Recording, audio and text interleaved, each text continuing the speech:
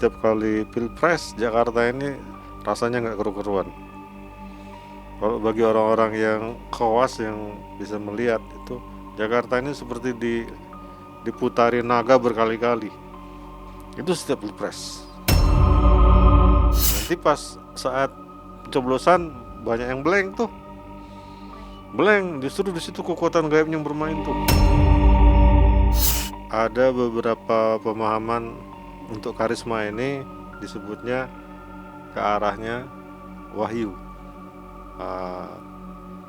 Jadi ada wahyu raja, ada Makoto Romo ya, ada wahyu Cakraningrat.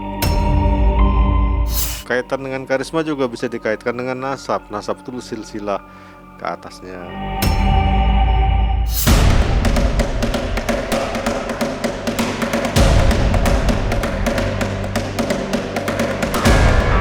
Hari-hari menuju tanggal 14 Februari 2024, kondisi perpolitikan nasional semakin panas. Pemilu presiden dan wakil presiden menjadi epicentrum suasana kebatinan yang tidak kondusif. Persaingan tidak hanya terjadi pada tataran lahiriah yang kasat mata, tapi bahkan hingga yang tidak kasat mata. Perang gaib terjadi. Adu jimat dan adu kuat dukun semakin menambah genting. Sebab dampaknya akan ada tumbal yang berjatuhan. Tapi benarkah semua capres dan cawapres juga memiliki khodam pendamping? Lalu siapa kira-kira yang mampu mendapatkan wahyu keprabon yang sangat menentukan terpilihnya seseorang menjadi pemimpin? Jangan dulu berlalu, masih akan banyak keganjilan terjadi di sini. Dan jangan lupa subscribe, like, share, dan komen agar tak ada yang terasa ganjil di sekitar Anda.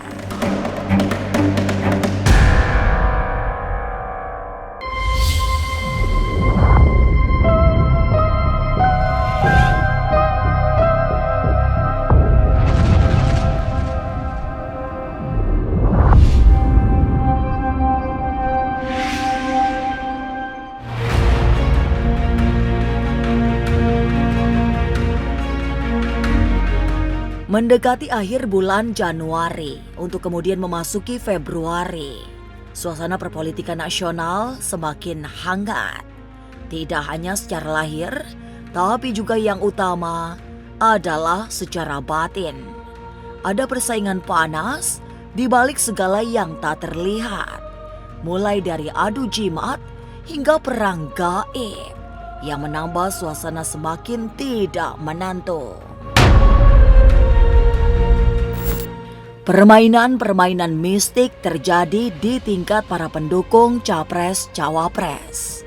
Ini yang membuat pilpres terasa semakin genting karena akan banyak tumbal yang berjatuhan. Sekarang terjadi. Ya, kenapa? Ya karena tim suksesnya nggak ingin mereka kalah. Oh iya, mereka yang bermain. Tim sukses yang bermain. Kalau capresnya sih nyantai, nggak lebay gitu, nggak nyantai aja, udah pasrah semua. Tim suksesnya ini yang luar biasa. Nanti yang bermain spiritual, bermain paranormal, bermain gaib, tirakat, itu tim sukses semua yang melakukan.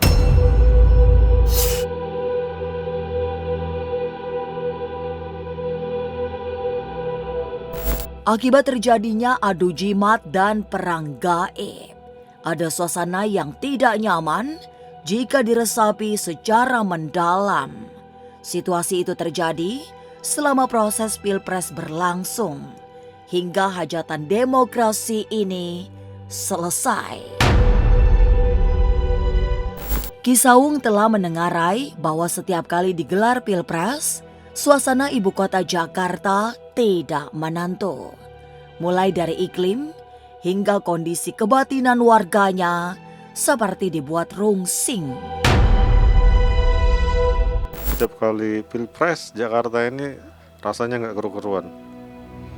Kalau bagi orang-orang yang khawas yang bisa melihat itu, Jakarta ini seperti diputari naga berkali-kali. Itu setiap pilpres. Lah naga gitu.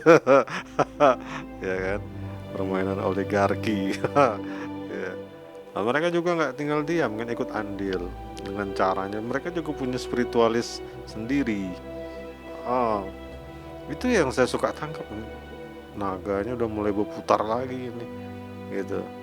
Nah terus suasana udaranya banyak orang meninggal karena nggak kuat dengan itu, kayak perubahan iklim dia jadinya. Kalau yang daya tahannya kuat ya aman, paling hanya meriang dikit.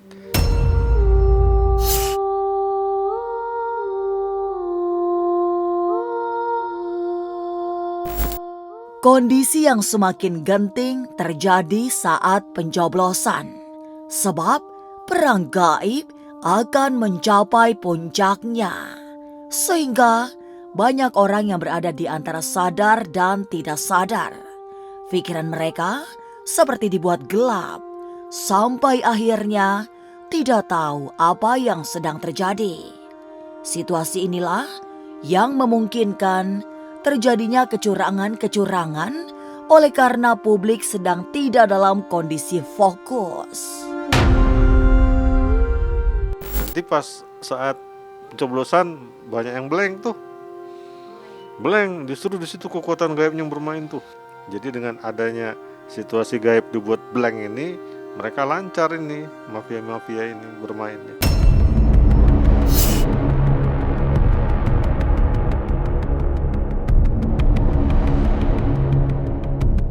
Perang gaib terjadi antar kontestan pemilu, terutama yang dilakukan oleh para pendukungnya. Itu yang membuat suasana kebatinan masyarakat kurang kondusif. Lalu, seperti apa sesungguhnya aura para capres? Benarkah masing-masing pasangan calon juga memiliki khodam pendamping? Jangan kemana-mana. Tetap subscribe, like, share, dan komen agar tak ada yang terasa ganjil di sekitar Anda.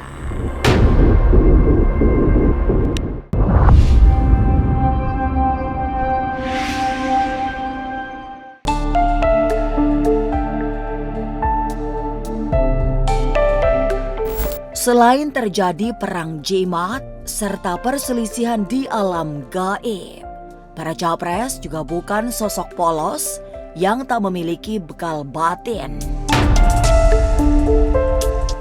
Secara aura, 3 capres yang sedang bersaing mempunyai modal batin yang sangat cukup untuk menjadi pemimpin.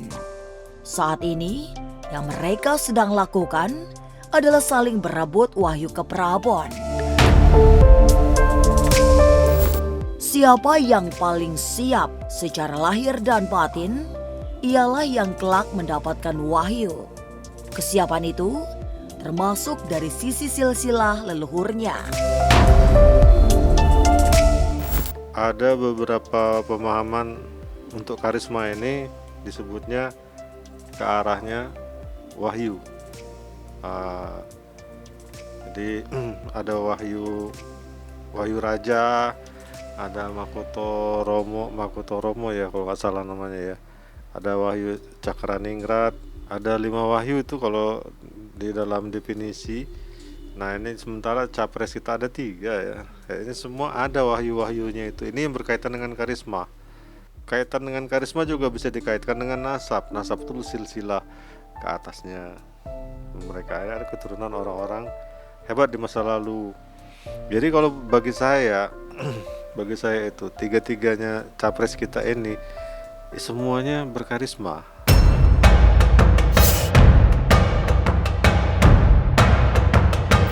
Dalam tradisi mistik Jawa, tidak ada pemimpin yang tidak memiliki wahyu. Sedang untuk mendapatkan wahyu raja, dibutuhkan proses panjang yang tak pendek. Untuk mendapatkan wahyu, seorang calon pemimpin juga membutuhkan dukungan gaib semacam khodam pendamping yang juga beraura pemimpin. Dalam pandangan batin Ki Saung, semua paslon memiliki pendamping gaib, terutama Ganjar Pranowo yang di awal-awal proses pencapresan mampu memetik popularitas tinggi. Jelas ya, terutama Pak Ganjar tuh. Justru kenapa Pak Ganjar populer? Dari mana itu dia populer? Dari kerjanya kah? Dari apanya? Itu faktor X saya bilang. Nah itu kalau kita bilang ada dukungan dari alam gaib, iya boleh. Ya itu faktor X-nya kuat sekali Pak Ganjar. Nggak bisa dibilang cuma 1-2 begitu. Terlalu banyak. Ada dukungan jelas lah. Jelas banget. Kalau enggak, dari mana dia bisa mendapatkan perhatian dari masyarakat? Padahal beliau nggak ada ngapa-ngapain.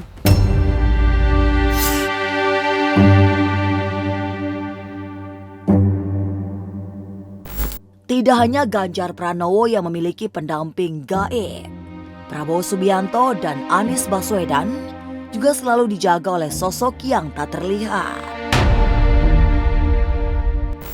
Gaya menari Prabowo yang viral misalnya, sesungguhnya berasal dari cerminan pendamping gaibnya.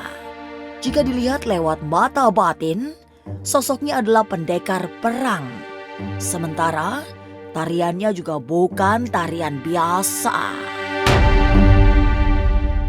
Jelas lah basicnya militer yang muncul itu kalau ada yang melukis gaib itu ya. Itu sosok pendekar luar biasa itu. Iya, gaya-gaya dia sosok pendekar. Gaya-gaya menarinya itu tuh kalau diperhatikan benar-benar ya itu tadi kayak tarian-tarian pendekar gitu. Kalau Pak Anies ini sepertinya penampakan gaibnya itu yang priai.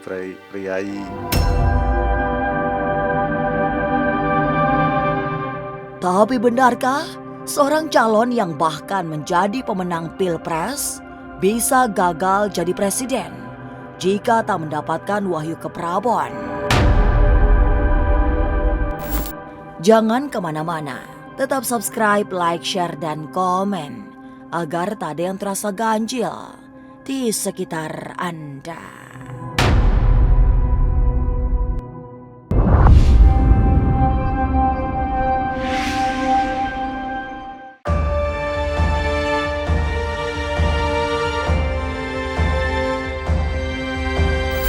Kemunculan seorang pemimpin dalam tradisi spiritual memang tidak bisa dipisahkan dari urusan wahyu.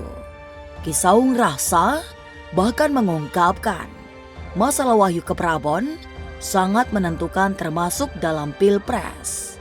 Pasangan calon yang menang pemilu akan gagal menjadi presiden andai wahyu keprabon tidak diperoleh.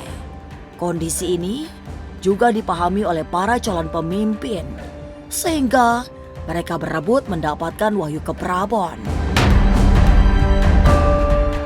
Aura itu berkaitan tadi wahyu.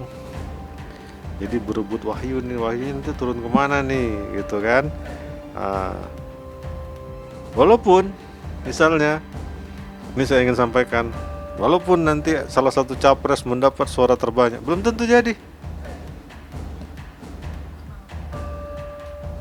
Tadi pertama masalahnya wahyunya nggak turun ke dia. Ini kalau dalam kacamata keparanormalan.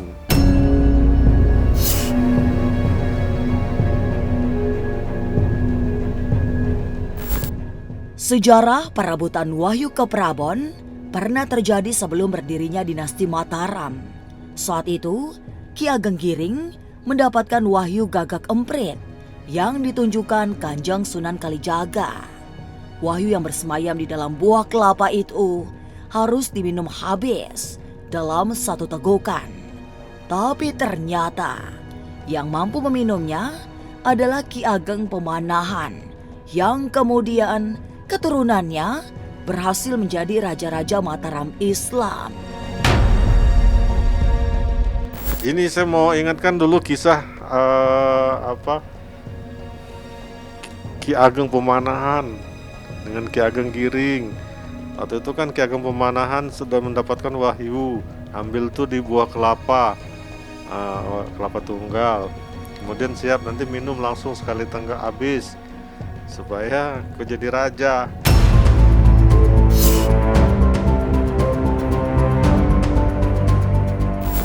Pada akhirnya, Ki Ageng Giring dan Ki Ageng Pemanahan membuat kesepakatan, termasuk bergantian memimpin Mataram setelah keturunan Ki Ageng Pemanahan memimpin selama 7 turunan. Kesepakatan serupa itu bisa dilakukan oleh mereka yang saling bersaing dalam sebuah kontestasi. Terjadilah kesepakatan. Ini kan juga udah pernah terjadi. Atau kesepakatan Pak Prabowo dengan Jokowi. Nah, makanya Indonesia itulah indah kalau menurut saya. Nah, Pak, nuansa spiritualisme, nuansa supranatural itu membawa hikmah luar biasa, menjadi pelajaran buat kita.